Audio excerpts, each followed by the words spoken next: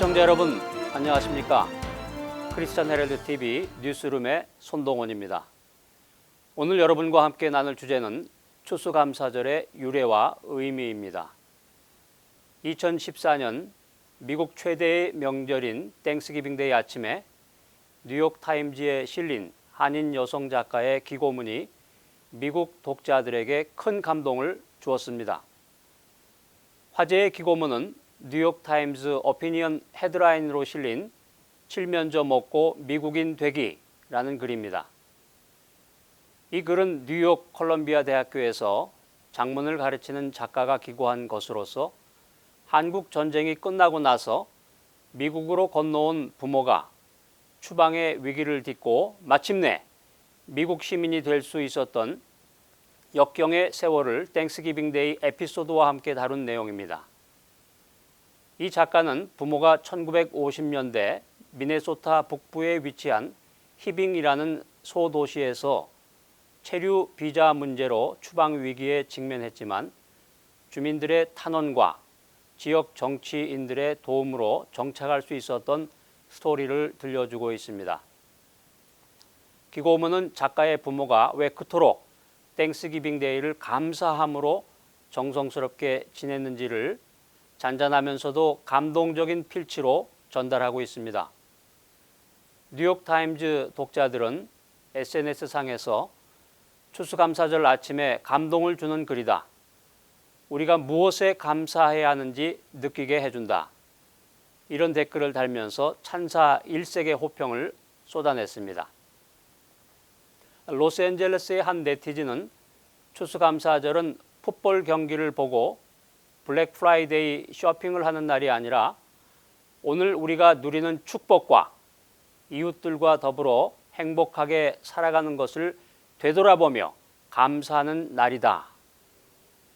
이 작가의 좋은 글에 감사드린다. 이런 메시지를 남겼습니다. 시청자 여러분, 가을 들녘에 익은 곡식들로 황금 물결을 이루는 추수의 계절이 돌아왔습니다. 여름 내내 폭풍우와 무더위 그리고 해충들과 싸워서 지켜낸 오곡백과들이 농부의 마음을 설레게 하는 결실의 계절이 마침내 돌아온 것입니다. 추수감사절은 추수의 기쁨을 하나님께 영광 돌리는 아름다운 절기입니다.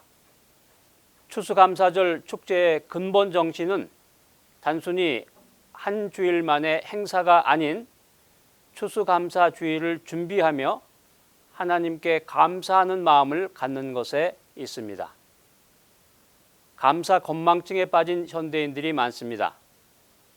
어떤 어머니가 7살 난 아이를 데리고 이웃집에 놀러 갔다고 합니다.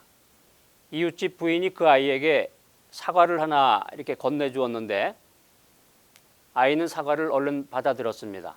아이의 어머니가 얘야, 어른이 사과를 줄 때는 뭐라고 말해야 되지? 이렇게 말하니까 그 아이는 잠깐 생각하더니 이렇게 대답했습니다. 아주머니, 사과 껍질 좀 벗겨주세요. 이 아이의 모습이 바로 감사 건망증에 빠진 현대인들의 모습일 수 있습니다. 지금으로부터 약 60년 전에 지구촌 사람들에게 필요한 생활 조건이 72가지가 있었고 절대적으로 필요한 것은 18가지가 있었는데 지금 현대인들에게 필요한 생활 조건은 500가지이며 절대 필요한 것은 50가지라고 사회학자들은 분석하고 있습니다.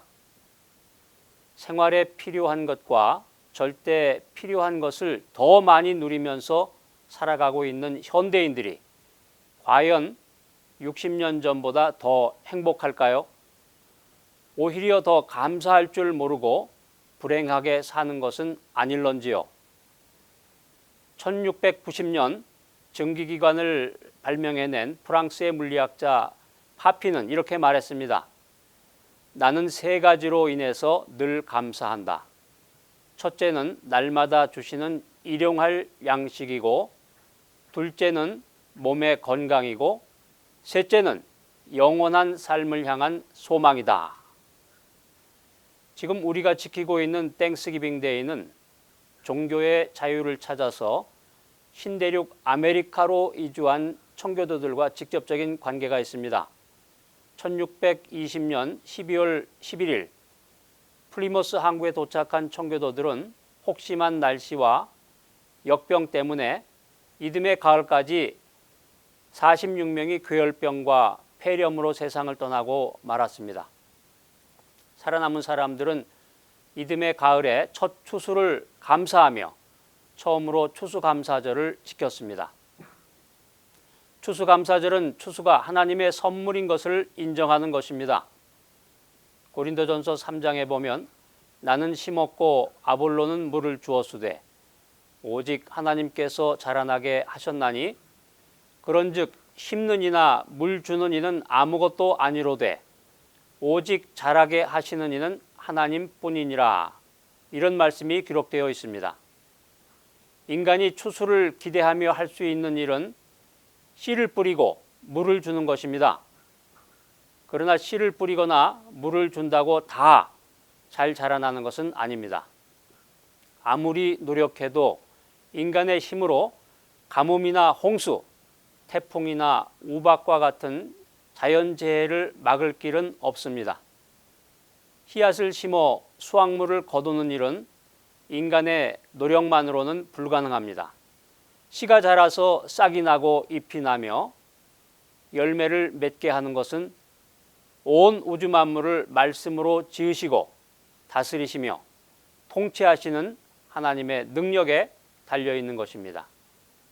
햇빛과 적당한 비를 주셔서 많은 수확을 거두게 하시는 하나님, 그 하나님의 은혜에 감사하는 마음을 갖지 않을 수 없는 것입니다.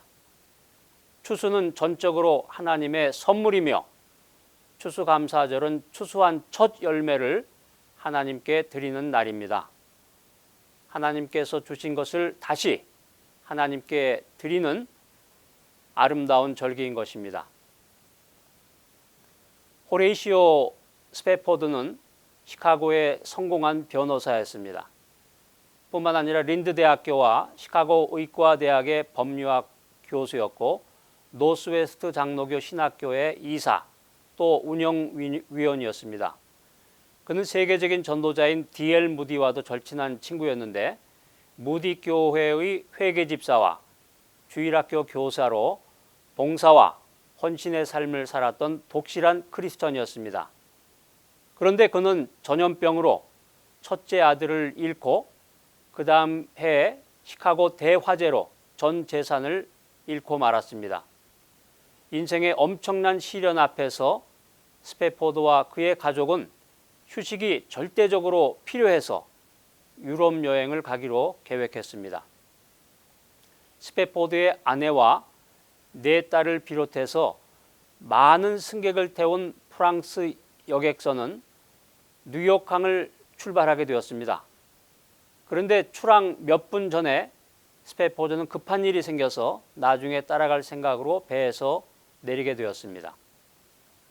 아내와 딸들을 태운 배는 뉴욕 항구를 떠나서 유럽으로 향했습니다. 모두가 깊이 잠이 든 1873년 11월 22일 새벽 2시에 그 배는 대서양 한가운데서 영국의 철갑선인 라키언호와 정면으로 충돌하고 말았습니다. 배는 226명의 생명을 안고 바닷속으로 가라앉았습니다. 스패포드의 딸들은 모두 배와 함께 잠기고 아내만 물 위로 떠올라서 구명정에 의해서 구조되었습니다. 이 소식을 전해들은 스패포드는 앞이 캄캄했습니다. 그러나 사랑하는 딸들을 잃은 그의 아내가 걱정이 되어서 부인을 데려가기 위해서 배에 오르게 되었습니다. 배가 딸들이 잠긴 물 위를 지나고 있을 때 그때까지 애써서 평정심을 유지하려고 노력하던 스패포드의 마음에 커다란 파도가 일어나기 시작했습니다. 바닷속 깊은 곳에 잠들어 있을 딸들을 생각하니 너무나 괴로웠습니다. 그는 선실로 돌아와 아픔과 슬픔으로 밤이 새도록 하나님께 울부짖었습니다.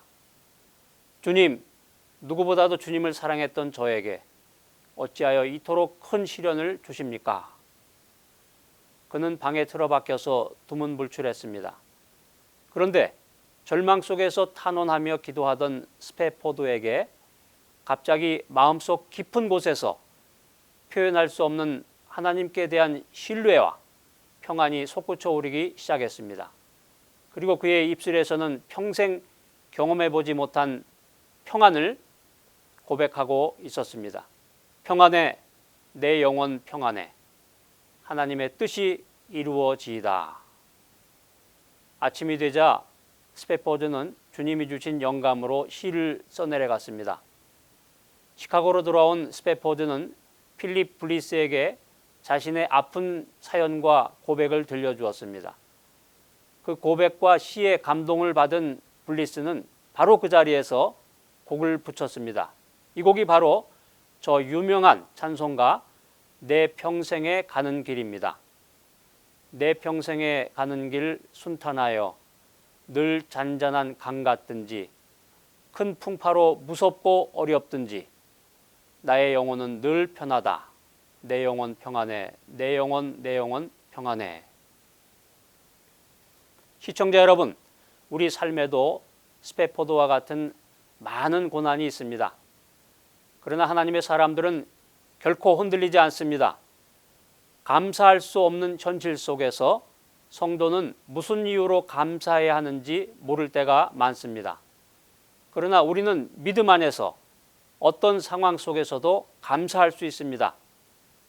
왜냐하면 하나님께서 우리와 늘 함께 동행하시기 때문입니다. 2015년 추수감사절에 감사를 모르는 세대 속에서 살아가는 현대인들이 감사의 삶을 살기를 소망합니다. 하나님은 지금 우리에게 감사를 요구하십니다.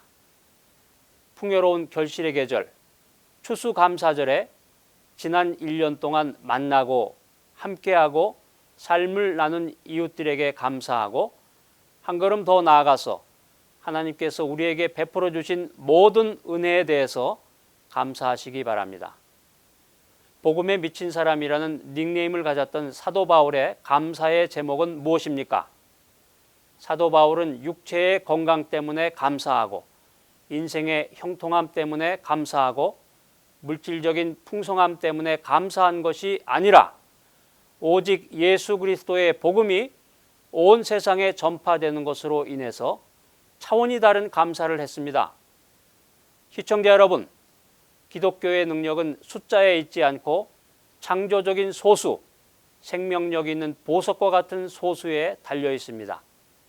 헌신된 한 사람이 수천 명, 수만 명이 이루어내지 못할 일을 이루어낼 것입니다. 감사 실종 시대 속에서 하나님께 감사하는 우리 모두가 되어서 감사를 통한 형통의 은총을 누리시기를 축복합니다. 이상 크리스천 헤럴드 TV 뉴스룸에서 손동원이었습니다.